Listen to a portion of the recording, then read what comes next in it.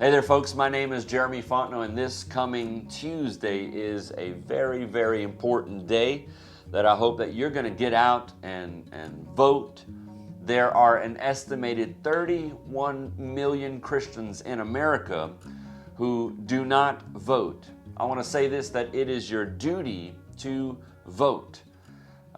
When you begin to look at the policies of the two presidential nominees, and one of them, I will say, was not even elected through their political process, was just placed and propped and put in that position. Of course, I'm referring to Kamala Harris. She was just placed in that position. And, you know, when you think about it, the Democrats, they talk about democracy, democracy, democracy, which, by the way, we are a republic. But they didn't even go about electing her through the democratic process whatsoever. And so the key thing is here is when you think about Donald Trump and what he did for 4 years, he brought prosperity to America.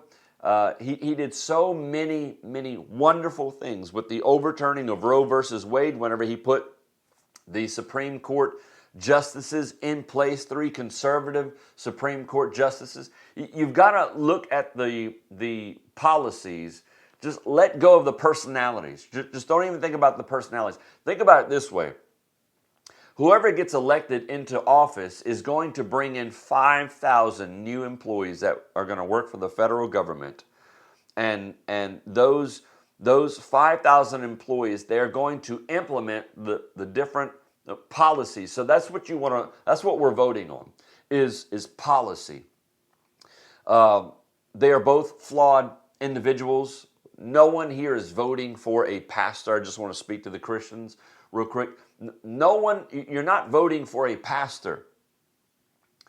So we're voting policy issues. Look at the policies. So number one, this is a 2024 presidential voter guide, which was made available by the Family Research Council, FRC Action. I think it's frcaction.com. And so number one, the overturn of Roe versus Wade. The Supreme Court's overturning of the Roe versus Wade decision, which had previously imposed abortion. It imposed abortion, even to the extent of wanting certain hospitals, like Catholic hospitals, to perform abort. Like they wanted them to do. They wanted to impose that, and so that's the federal government has no right to impose that upon anybody. We have freedom of religion in this nation. We are free to exercise our beliefs. So it had previously imposed abortion with few protections for the unborn on all 50 states. And so what Donald Trump did was he sent it back to the states to let the individual states decide what they want to do with the abortion issue. And so Donald Trump, the Republican nominee, he supports the overturn of Roe versus Wade. I mean, he helped to make it happen. Kamala Harris, the Democrat nominee, she opposed it. Number two, taxpayer-funded abortions. The use of taxpayer dollars to fund abortions and abortion providers like Planned Parenthood. Donald Trump opposes the taxpayer-funded abortions, whereas Kamala Harris, she supports taxpayer-funded abortions. So Kamala Harris wants you, Christians, think about it, conservative Americans, Christians, she wants you, your tax dollars, to go to funding abortion, the taking of a life of an innocent human being inside the womb of a mother. And so think about that when you go to the polls, when you go to that voting booth. Are you going to vote for someone who opposes taxpayer-funded abortions or for someone who supports it?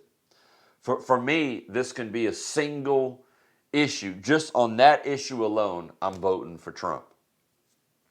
So but of course, there's many other reasons. But this one, if it was a single issue, it would boil down to this issue, this policy stance right here. Number 3, religious liberty, protecting business owners' ability to run their businesses in accordance with biblical teaching about marriage, family, and sexuality. Donald Trump supports this. He supports religious liberty. Kamala Harris opposes it. Kamala Harris wants to get into every aspect of your life, which is what communism does. It gets into every aspect and wants to control what you think, what you do, how you spend your money, so on and so on. All you have to do is just look at China. They are an example of what communism looks like. And they are the Chinese people. They're a good people, but they are under the thumb of their government. Their government watches everything, watches how they spend money. They watch every transaction. They watch everything they say, every email, every text. The government, Big Brother, is always looking over the shoulder to make sure that they are acting in accordance with what Big Brother government says. And if they don't act in accordance with what the government deems appropriate, then they limit you. You speak out against the government, then they limit you. Your credit rating as a human being goes down, and you don't get to get on the bus and go to the next city over, because China is basically the world's largest prison, an open air prison, if you will. Total control. Number 4, same-sex marriage legislation. Legislation to enshrine same-sex marriage into federal law. It's unknown whether Donald Trump supports that. Kamala Harris supports same-sex legislation. Number 5, transgender competition in sports, allowing students access to male or female sports based upon transgender identity rather than biological sex. Donald Trump opposes transgender competition in sports, whereas Kamala Harris supports it. So, do you want boys beating your girls and your daughters in sports? Pretty simple to me. Number 6, taxpayer-funded gender transition. Taxpayer-funded gender transition. Using taxpayer dollars to fund gender transition procedures. Just mind you, we are, as a nation, fast approaching $36 trillion in debt. And politicians want to pay for gender transitions. What on earth? This is insane. I don't even know what to say about that. Donald Trump opposes this. Of course, Kamala Harris supports this. There you go. Number 7, teaching children sexual topics, allowing sexual orientation and gender identity to be taught to public schools students as early as kindergarten. Think of it. You know, talk about discipleship. There is a total influx of young people who are desiring to be the opposite sex now, and at a very early age undergoing treatment and hormonal therapy and all this stuff. They are being groomed for this. So teaching children sexual topics. How about we just leave that for the parents to talk about their kids, to talk to their kids about, instead of having some public school teacher? I mean, who are these people anyway? Donald Trump opposes teaching children sexual topics. Kamala Harris supports it. Shouldn't be a shocker there. Number 8, Anti-Semitism Awareness Act. Federal legislation defining and opposing anti-Semitism. Donald Trump supports this. Kamala Harris is unknown. Number 9, Chinese purchases of American farmland. The Chinese government is not America's friend. China is, they want total dominance, global dominance all over the world.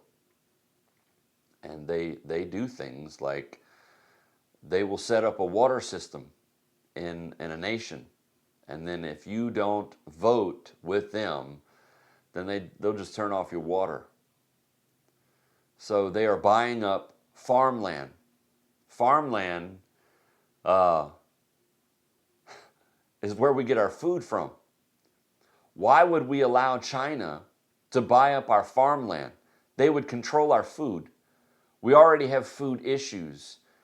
This is why I think it's amazing that RFK is coming alongside of Trump to make America healthy again. America is the most obese nation, the most unhealthy nation, the most depressed nation, the most pill-taking nation on planet Earth.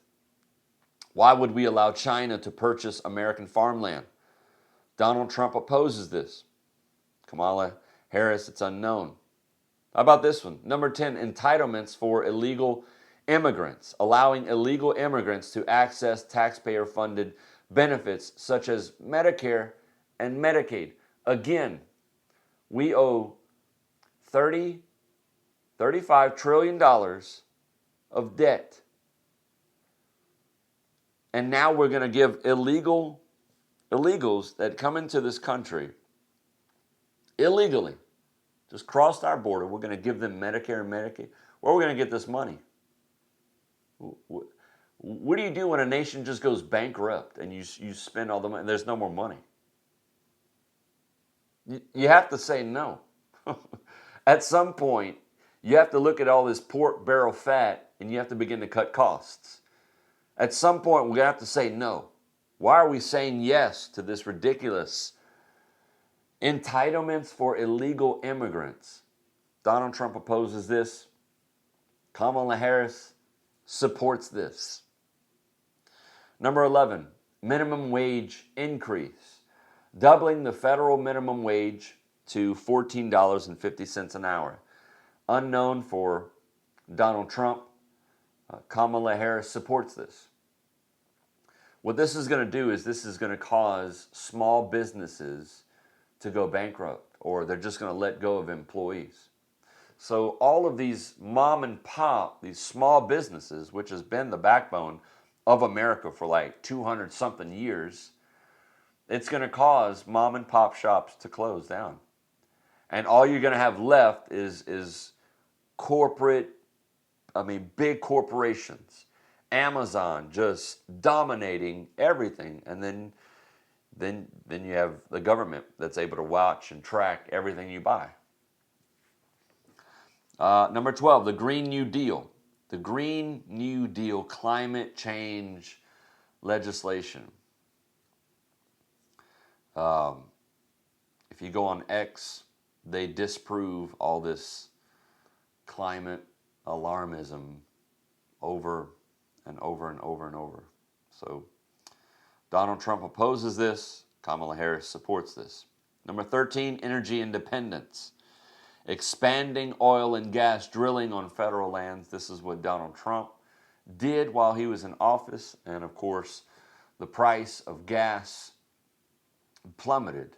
I remember the days of $1.80 for gas. I remember those days, just a short while back.